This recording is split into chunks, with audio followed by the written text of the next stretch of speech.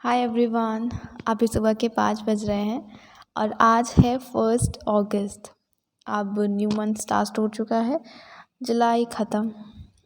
अब जैसे जैसे न्यू मंथ आ रहा है, न्यू डेज़ आ रहे हैं, वैसे वैसे हम अपने गोल के भी बहुत पास आ रहे हैं, अपने एग्ज़ाम के पास आ रहे हैं।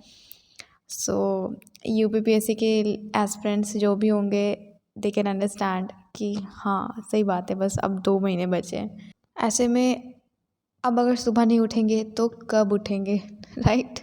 तो इस वजह से आज मैं उठी हूँ 5 बजे। Otherwise I always try to कि 6 बजे भी उठ जाऊँ तो सही है, बिकॉज़ रात में सोते सोते 12 बज जाता है। तो एटलीस्ट अब आप 6 आवर्स की तो लोगे ही नींद, अदरवाइज़ कैसे दिमाग काम करेगा राइट। बट आज ये मैंने सोचा है कि नहीं, अब तो सुबह उठना पड़ेगा।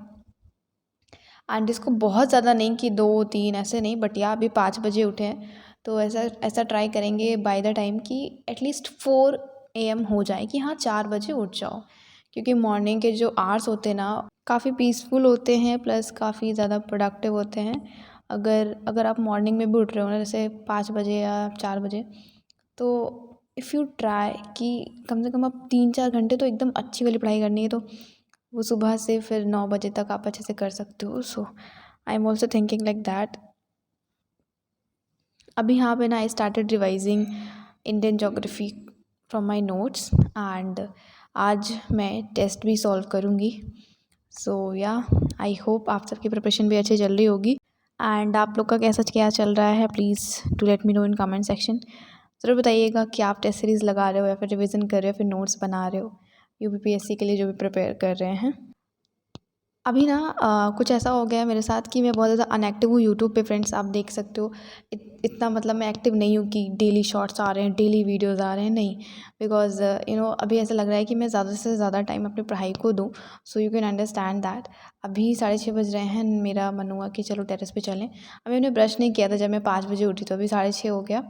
चलते हैं, पढ़ते हैं। और ऐसे देख के लग रहा है ना, मैं 5 बजे उठी और 6:30 हो गया, मीन्स 1.5 घंटे की पढ़ाई हो जानी चाहिए, बट सिर्फ और सिर्फ आधे घंटे की पढ़ाई हुई है।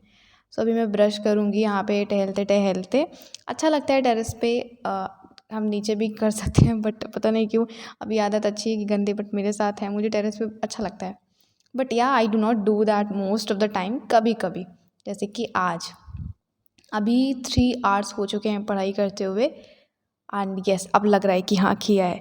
तो जब मॉर्निंग में जब मैं 5 बजे बैठी, 6:30 बजे उठी और हुई थी पढ़ाई बस आधे घंटे की, उस चीज़ को ना मैंने बैठ के 5 मिनट फिगर आउट किया कि कैसे मैं तो 5 बजे बैठी थी और 6:30 बजे तक मैंने पढ़ा। मीन्स मैं बीच बीच में जब उठती हूँ ना, तो मैं उसको टाइमर को ऑफ कर देती हूँ। जैसे मम्मी ने बुला लिया कि तनु ये चीज़ कर दो, वो चीज़ कर दो, लाइक काम नहीं, बट जैसे अभी इस टाइम बारिश बहुत हो रही है तो बहुत सारी चीज़ें रहती हैं, तो उस वजह से। सो ऐसा होता है, हमें लगता है कि हमने पढ़ लिया। विदाउट टाइमर ना हमें रियल टाइम पता चल ही नहीं पाएगा, क्योंकि हमें लगेगा अरे पढ़ लिया, बट रियल टाइम कुछ और ही होता है। सो अभी ना पढ़ने के बाद मैं ब्रेकफास्ट करके आ गई, और अब मैं स्टार्ट करूँगी सी सैट। और आज से मैं सी सैट स्टार्ट कर रही हूँ। काफ़ी लोग ना सी सैट के बारे में पूछते हैं कि आपने सी सैट का कैसे किया है, कहाँ से किया है। सो चलिए, अभी मैं पढ़ भी रही हूँ, और मैंने जैसे किया है, जहाँ से किया है, वो मैं आपसे शेयर कर दूँगी। ऐसा कुछ नहीं है कि मैंने जो किया है, जहाँ से किया है, वहीं से आप भी करो। बट ये आप लोग पूछ रहे थे, सो मैं बता देती हूँ। एंड इसकी ना सी सैट के लिए मैंने बहुत सारी मतलब नोट्स वगैरह बना रखे थे। तो यहाँ मैं कुछ देख रही थी कॉपीज़ वगैरह कि कहाँ पे है, कहाँ पे नहीं। नोटबुक्स में ना मैंने जैसे जिस भी नोटबुक्स में मुझे स्पेस दिखती थी ना, मैं वहीं पे प्रैक्टिस करने लग जाती थी, रीजनिंग का, मैथ्स का। सो इस वजह से, एंड आप ये देख रहे हो ना, ये मेरे स्कूल की कॉपीज़ है। लाइक क्योंकि जब मैं मेरा 12th पास आउट हुआ, फिर जब मैं कॉलेज में आई ना, तो सी सैट मुझे ऐसा लगता था कि चलो थोड़ा थोड़ा प्रैक्टिस करते हैं। तो मतलब मेरी जो भी नोटबुक्स में स्पेस थे, लाइक हम जो करते हैं जनरली राइट, तो मैं फिर उसको यूज़ करने लगी फॉर माई सी सैट के नोट्स। और रीजनिंग प्रैक्टिस के लिए, ज़्यादातर मैथ्स के लिए प्रैक्टिस के लिए। बाकी हिंदी का तो मैंने अपनी स्पाइरल नोटबुक में बना रखा है, इंग्लिश का भी बना रखा है नोट्स, जो कि यूपीपीएससी में आता है। English, Hindi, maths, reasoning, interpersonal skill. तो इंग्लिश, हिंदी, इंटरपर्सनल स्किल्स का मैंने अपने इस नोटबुक में बना रखा है। अभी मैंने टाइमर स्टार्ट कर दिया, पढ़ना स्टार्ट कर दिया। और जो रीजनिंग और ऐसे मैथ्स के क्वेश्चंस की प्रैक्टिस है, वो तो ऑब्वियसली बात है, रफ कॉपी में कोई भी करेगा। सो वो मैंने ऐसे ही किया, और अभी मेरे को हो रही है प्रॉब्लम, क्योंकि मैथ्स और रीजनिंग का मैंने लाइक लिख रखा था टॉपिक, तो वो वाला मिल ही नहीं रहा है पेज, और पता नहीं मैंने कहाँ रख दिया वो नोटबुक मेरा। अभी उसको ढूंढना होगा मुझे, क्योंकि ना मेरी आदत है मैं ऐसे ही नहीं रैंडम स्टार्ट कर देती हूँ, मैं लिख लेती हूँ ये टॉपिक्स है पूरे, एंड इसके बाद फिर थोड़ा सा यूट्यूब से सर्च करके थोड़ा वीडियोज़ देख के कि हाँ कौन कौन से इंपॉर्टेंट टॉपिक्स है, that if you will do आपका काम हो जाएगा। तो वो मैं लिख रखी हूँ, अभी इसको ढूंढना है अच्छे से। सो अभी यहाँ पे मैं हिंदी रिवाइज़ कर रही हूँ। I have started with Hindi and interpersonal skill. Interpersonal skills का क्या है ना, मेरा 5 पेजेस का नोट्स है, ऑल्दो उससे नहीं हो जाएगा, हमें PYQs करना है, बिकॉज PYQs से ही ज़्यादा प्रैक्टिस होगी, वहाँ से ही हम क्वेश्चंस कवर कर पाएंगे। बट अभी मैंने हिंदी का किया है, स्टार्ट किया है, बहुत ज़्यादा नहीं पढ़ा अभी। एंड अभी ना यहाँ पे मैं पता नहीं क्या इतनी डीप थिंकिंग कर रही थी कि कैमरा ऑन है, बट पता नहीं मैं क्या देख रही थी, मुझे खुद समझ नहीं आ रहा मैं इतना क्या सोच रही थी। होता है फ्रेंड्स, एज फ्रेंड्स समझ सकते हैं, कभी कभी ना दिमाग में पता नहीं क्या क्या चीज़ें आ जाती हैं कि। एंड उस टाइम मैं ना SSC प्रोटेस्ट के बारे में सोच रही थी, अभी मुझे याद आ रहा है, क्योंकि मैं जस्ट न्यूज़ देख रही थी जब मैंने ब्रेक लिया ना, तो it was so heart breaking. मतलब इतना गंदा लगता है, हम एस्पिरेंट्स हैं ना तो हम समझ सकते हैं।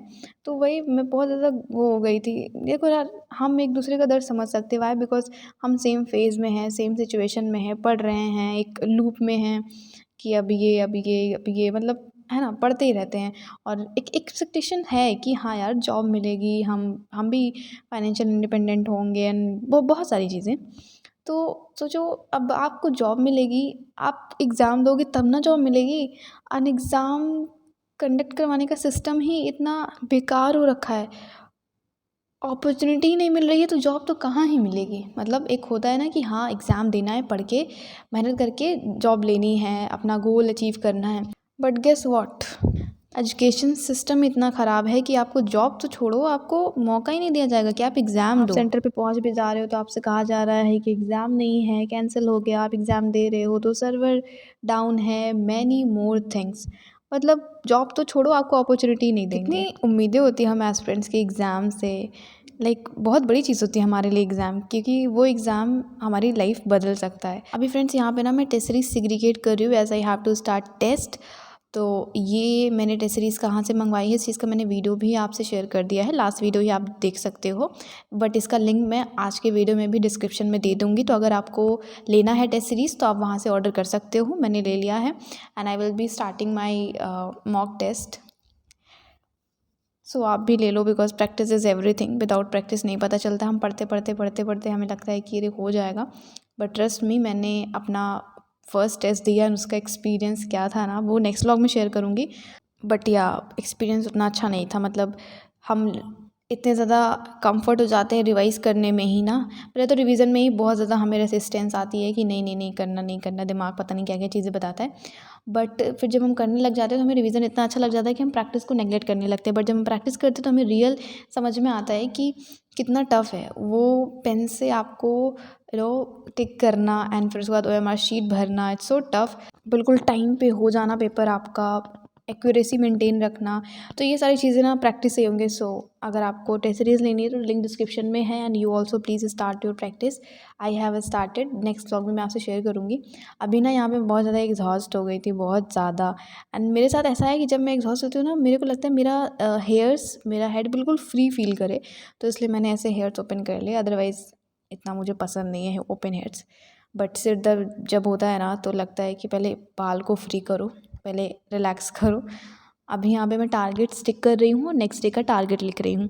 आज का दिन तो ठीक ठाक था, सही से पढ़ा, जो भी चीज़ें सोची थी की है। अब देखते हैं नेक्स्ट डे, मीन्स 2 अगस्त। आज से ना मेरा टारगेट है, आई मीन अब, कि मुझे 9 to 10 आवर्स पढ़ना ही पढ़ना है। So I did 9 hours studies today. So अभी मैं सोऊंगी, रात हो गई है।